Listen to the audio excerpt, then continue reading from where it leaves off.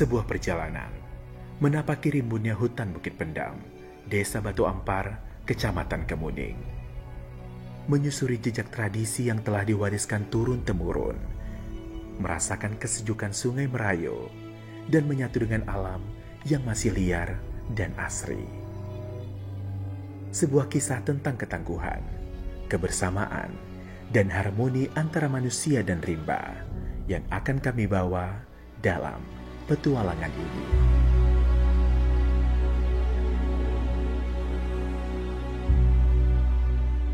Hari ini tepat tanggal 14 Februari 2025, kami kembali menapaki perjalanan yang hampir serupa, melintasi hutan rimba yang rimbun.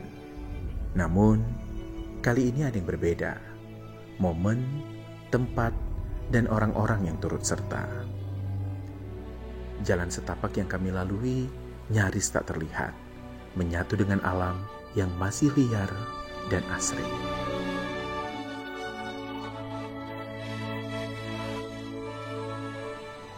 Tradisi Mandah adalah sesuatu yang melekat bagi kami, masyarakat Desa Batu Ampar Kemuning, Indragiri Hilir. Mandah merupakan istilah untuk kegiatan menginap di kedalaman hutan, serta merupakan aktivitas seperti menangkap ikan dan mencari hasil hutan yang bernilai ekonomi.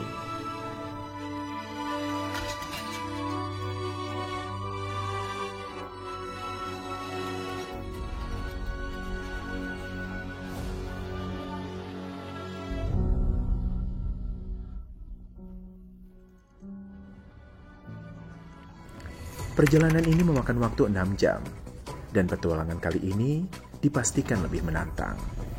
Bahkan sebelum kendaraan berhenti, berbagai rintangan sudah menyambut kami. Justru semakin membangkitkan semangat untuk terus melangkah. Di kaki bukit inilah perjalanan sesungguhnya dimulai. Kendaraan roda 2 yang membawa kami tak bisa dilanjutkan. Berhenti di titik terakhir yang bisa dijangkau. Dari sini, kami melangkah memasuki wilayah Bukit Pendam, sebuah bukit dengan ketinggian 337 mdpl. Namun, bukit ini bukan tujuan utama kami, hanya jalur yang harus dilewati. Langkah demi langkah kami tempuh, mengikuti jejak sejarah yang tertanam di jalan setapak ini. Semakin tinggi kami mendaki, semakin berat ayunan kaki terasa. Bukan karena kemiringan bukit, tetapi juga karena beban yang kami pikul di punggung. Akhirnya, kami tiba di puncak tertinggi Bukit Pendam. Kami memutuskan untuk beristirahat sejenak untuk kesekian kalinya, menikmati panorama hutan lindung yang mengelilingi kami. Rimbunnya pepohonan dan udara yang sejuk membuat kami teringat kembali sejarah yang melekat di bukit ini. Dahulu, di tempat yang kini tampak tenang dan indah ini, penduduk setempat menjadikannya sebagai tempat pelarian dari penjajah. Mereka mengubur barang-barang berharga di bukit ini, berusaha menghilangkan jejak agar tak ditemukan. Dari situlah nama Bukit Pendam berasal, karena dalam bahasa setempat, pendam berarti mengubur. Kini kami berada di tempat yang dahulu menjadi saksi bisu perjuangan mereka. Dengan semangat yang membara, kami bersiap melanjutkan perjalanan menuju tujuan utama petualangan ini.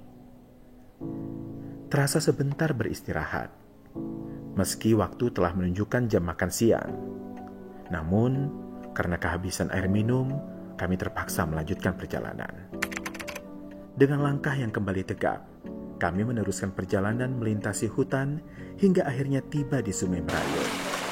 Di sini, kami memutuskan untuk beristirahat dan makan siang. Waktu makan siang kami memang tertunda cukup lama, tetapi itu tidak bisa dihindari. Di puncak bukit, kami tidak menemukan sumber air. Setelah menyelesaikan aktivitas terpenting di muka bumi, maka kami tak lupa menyerahkan segala takdir kepada Tuhan, Sang Pencipta, agar perjalanan ini tetap berjalan dengan baik. Indahnya tepian Sungai Merayu, dengan udara yang sejuk dan gemericik air yang menenangkan, membuat kami terlena. Ditambah lagi, perut yang kenyang dan tubuh yang lelah menciptakan suasana yang sempurna untuk tidur. Namun, tempat ini bukanlah lokasi yang telah kami sepakati untuk mendirikan bedeng, sebutan penduduk setempat untuk base camp. Dengan semangat yang kembali terkumpul, kami bersiap melanjutkan perjalanan menuju tempat peristirahatan yang sesungguhnya. Menembus senja menuju bedeng, kami kembali melangkah, meninggalkan tepian sungai Merayu yang begitu menenangkan. Perjalanan masih panjang, dan tujuan utama kami belum tercapai. Langkah demi langkah, kami menyusuri jalan setapak, menyelinap di antara rimbunan pohon yang menjulang tinggi. Matahari perlahan condong ke barat. Sinarnya yang keemasan menembus celah di daunan. Udara mulai terasa lebih dingin. Hembusan angin membawa aroma khas hutan. Semakin jauh kami berjalan, semakin sunyi suasana. Hanya ada suara dedaunan yang bergesekan di terpa angin. Sesekali diiringi kicauan burung. Keheningan ini justru menghadirkan ketenangan, seolah hutan menyambut kami dengan damai. Namun perjalanan ini bukan tanpa tantangan. Jalur yang kami tempuh tak selalu ramah. Sesekali kami harus melewati batang pohon tumbang dan menyeberangi sungai kecil dengan tepian licin. Kami harus tetap waspada, menjaga keseimbangan dan saling membantu satu sama lain. Langit mulai berubah warna, dari biru cerah menjadi jingga keemasan. Kami tahu, kami harus segera sampai di bedeng sebelum malam benar-benar tiba. Hutan di malam hari bisa menjadi tempat yang berbeda, lebih gelap, lebih dingin, dan penuh misteri. Setelah beberapa jam perjalanan, akhirnya kami melihat tanda-tanda kehidupan dari kejauhan. Beberapa tiang kayu berdiri tegak, sisa-sisa bedeng lama yang pernah digunakan oleh para penjelajah sebelumnya. Inilah tempat yang telah kami sepakati untuk beristirahat beberapa hari ke depan. Dengan sisa tenaga yang ada, kami mulai membangun tempat perlindungan sederhana. Sebagian dari kami memasak air hangat untuk diseduh. Api mulai menyala, memberikan kehangatan di tengah udara malam yang semakin menusuk. Di tengah belantara hutan, setelah beristirahat cukup lama, tibalah waktunya kami bersiap melakukan hal terpenting yang menjadi tujuan petualangan ini, yaitu menangkap ikan dengan cara tradisional, dengan menggunakan alat spear gun atau alat tembak yang dibuat tradisional. Sesampainya di tepi sungai, kami segera turun ke dalam air dengan membawa spear gun. Airnya begitu jernih, memperlihatkan ikan-ikan yang berenang di antara bebatuan dan akar pohon yang menjulur ke dasar sungai. Dengan penuh kehati-hatian, kami mulai membidik ikan yang bersembunyi di balik bayang-bayang batu. Satu persatu, ikan berhasil kami tangkap. Ada yang besar, ada pula yang kecil. Setelah beberapa jam berburu, ember-ember kami telah terisi penuh. Rasa puas dan syukur menyelimuti hati kami. Alhamdulillah, malam pertama kami, malam perdana. Baru ini yang babonnya, ampala barau. Nanti insya Allah mudah-mudahan ada lagi tamanya. Tadi yang nggak dapat ada juga. Dan kami memutuskan untuk kembali ke perkemahan. Api unggun masih menyala ketika kami tiba, menyambut kami dengan kehangatannya. Tanpa menunggu lama, kami mulai membersihkan dan mengolah hasil tangkapan. Sebagian besar hasil tangkapan ini akan diawetkan dengan metode pengasapan atau salai. Sementara sisanya akan menjadi bahan makanan utama kami selama berada di hutan. Aroma ikan bakar segera menyeruak ke udara, mengundang rasa lapar yang kian terasa. Sambil menikmati hidangan, kami berbagi cerita dan tawa, menikmati kebersamaan dalam petualangan ini. Malam itu, di tengah hutan belantara, kami merasa benar-benar hidup, menyatu dengan alam, menjalani tradisi yang telah diwariskan turun-temurun, dan mengukir kenangan yang tak akan terlupakan. Pada siangnya, kami terkejut mendengar suara manusia berteriak keras di dalam hutan. Suara itu semakin mendekat ke arah bedeng kami, membuat kami langsung siaga. Suara itu ternyata dari suku anak dalam, masyarakat adat yang masih mempertahankan cara hidup mereka di tengah belantara. Bang Andes selaku mentor menyambut dengan hangat, serta menawarkan makanan dan minuman untuk memulihkan tenaganya. Lelaki itu menerimanya dengan sukar, lalu duduk sambil menikmati makanan. Ia mulai bercerita dengan bahasa yang bercampur antara dialek setempat dan sedikit bahasa yang kami pahami. Ia menceritakan tentang kehidupan di hutan. Dipersilakan untuk melihat hasil dia selama 2 malam di dalam hutan ini. Satu hasil alam yang ada di dalam hutan rimba ini kualitasnya ini mahal ini harganya. Ganjal loh. Hampir berapa ini? Soalnya jauh lagi. Hampir ratusan ya per kilonya. Ia hanya sendirian di area ini selama 2 malam, bertahan dengan segala keterbatasan di tengah lebatnya hutan. Saat mengakhiri ceritanya, lelaki itu segera bergegas melanjutkan perjalanannya, menyusuri lebatnya hutan untuk mencari apa yang ia butuhkan. Kami hanya bisa mengiringinya dengan pandangan hingga sosoknya menghilang di antara pepohonan. Setelah itu, kami kembali ke aktivitas, mengecek ikan sala yang sedang diawetkan dan menyiapkan masakan untuk disantap malam ini. Dan pada malam ini kami berencana kembali menangkap ikan di sungai, sebuah rutinitas yang selalu menghadirkan cerita baru. Setiap malam membawa pengalaman yang berbeda. Pernah suatu kali kami berhadapan dengan ular yang melintas di tepi sungai, dan di lain waktu hujan lebat memaksa kami menghentikan pencarian ikan karena air sungai yang mendadak menjadi keruh. Untungnya, sebelum hujan deras turun, kami sudah mendapatkan cukup banyak tangkapan. Namun, hujan mulai mengguyur tanpa ampun, membuat kami harus segera bergegas kembali ke bedeng sebelum kondisi semakin berbahaya. Hutan dalam keadaan hujan lebat sangatlah rawan. Pohon-pohon besar bisa tumbang kapan saja, dan jalan setapak yang kami lalui berubah menjadi licin, berlumpur, dan samar-samar. Dalam perjalanan pulang, kami melihat air sungai yang mulai naik dan semakin deras. Tiba-tiba, salah satu dari kami melihat seekor kancil yang berusaha menyeberangi sungai, tetapi terseret oleh arus yang kuat. Kami sempat ragu, apakah ini sebuah keberuntungan atau hanya kebetulan belaka. Setelah menunggu cukup lama dan memastikan kondisi lebih aman, kami akhirnya berhasil menangkap kancil itu. Namun, keadaannya sudah sangat lemah akibat terseret arus. Setelah berdiskusi, kami pun memutuskan untuk menyembelihnya. Sebuah keberuntungan yang jarang terjadi. Sesampainya di bedeng, kami langsung membersihkan hasil tangkapan agar segera diolah menjadi ikan salai. Di tengah dinginnya udara hutan dan suara rintik hujan yang mulai mereda, kami berbincang tentang bagaimana alam selalu memiliki caranya sendiri dalam memberi dan mengambil. Petualangan di hutan ini bukan hanya tentang bertahan hidup, tetapi juga tentang memahami ritme alam dan bersyukur atas setiap rezeki yang datang. Saat pagi menjelang, kabut tipis masih menyelimuti hutan, dan udara terasa amat segar setelah hujan semalam. Kami segera bersiap untuk memasak daging kancil yang sudah dipersiapkan sejak malam.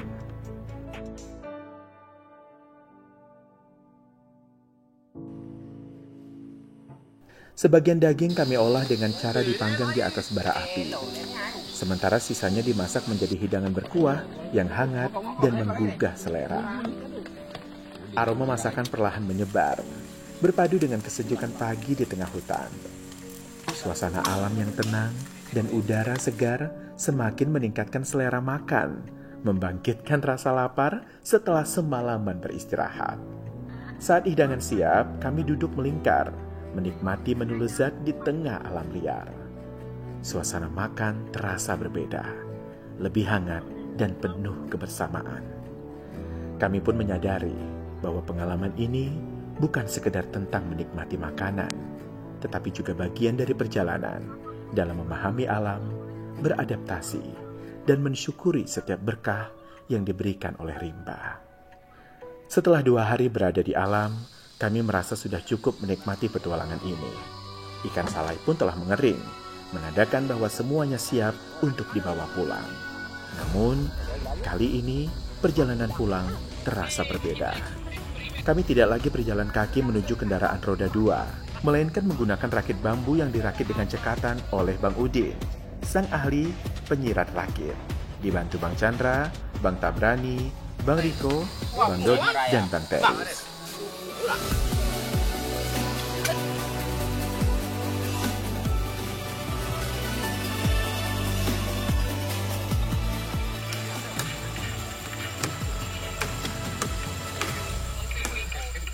Pembuatan rakit bambu. Kami sebagai anggota 8 berbagi tugas dalam mengerjakan pembuatan rakit bambu ini. Ada yang bagian pengambilan bambu, ada yang bagian pengambilan kayu, dan ada bagian perakitan bambunya menjadi rakit. Yang satu bagian pembuat pantun. Apa bunyi pantunnya tadi? Miang bukan sembarang miang. Miang kau? Miang. Nah. Miang bukan sembarang miang. Bukit kayu, beang bukan sembarang beang. Beang lah dari dulunya. Aduh, yang paling belakang itu loh ya. Kita. Itu memang murni dari hati yang lubuk hati yang paling dalam. Selesai pembuatan rakit ini, insya Allah kami akan bertolak menuju ke kendaraan kami yang ada di kaki Bukit Pendam. Insya Allah pada malam hari ini kami akan sampai di rumah. Pastikan bagaimana kami dalam perjalanan nanti.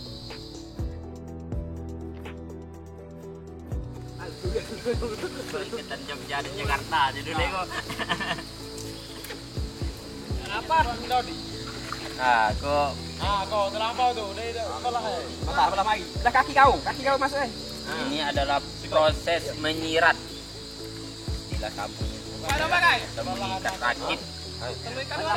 Gaya apa nama gaya Din? Jadi gua. Mas saya anyut. Menyembahlah. Pulang anyun. Sementara Bang Andes, seperti biasa, selalu tahu bagaimana memanfaatkan waktu. Dengan keahliannya, ia memasak kue serabi khas buatannya. Aroma harum kue yang baru matang menyebar di udara, menggoda selera kami. Momen itu terasa sempurna. Dinginnya air sungai berpadu dengan kehangatan kue serabi yang lembut, menciptakan kenangan manis di tengah alam liar.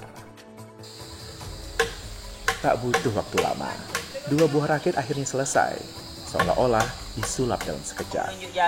Dengan rampungnya rakit ini, kami pun segera berkemas, memasukkan barang-barang ke dalam tas sederhana yang terbuat dari karung goni. Perjalanan pulang menanti, membawa serta hasil tangkapan, pengalaman berharga, dan cerita-cerita yang akan selalu kami kenang.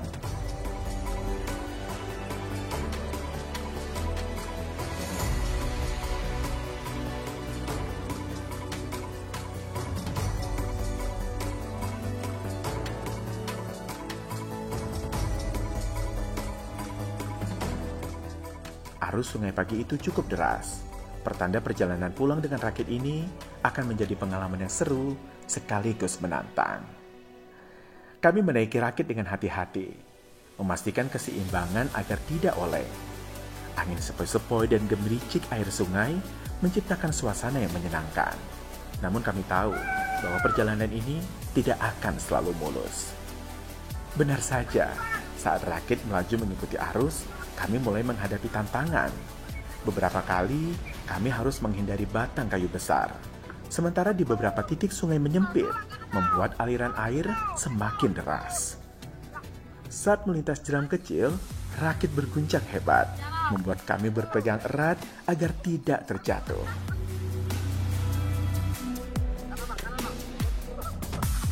Teriakan bercampur tawa terdengar saat air sungai yang dingin menyembur ke tubuh kami, menambah keseruan perjalanan ini. Setelah beberapa jam mengarungi sungai, akhirnya kami mulai mendekati titik akhir perjalanan. Rasa lelah bercampur kepuasan memenuhi hati kami. Perjalanan dengan rakit ini bukan hanya sekedar cara untuk pulang, tetapi juga sebuah pengalaman penuh adrenalin yang mengajarkan kami cara bekerja sama, menghadapi tantangan alam, dan menikmati setiap momen yang diberikan oleh hutan dan sungai.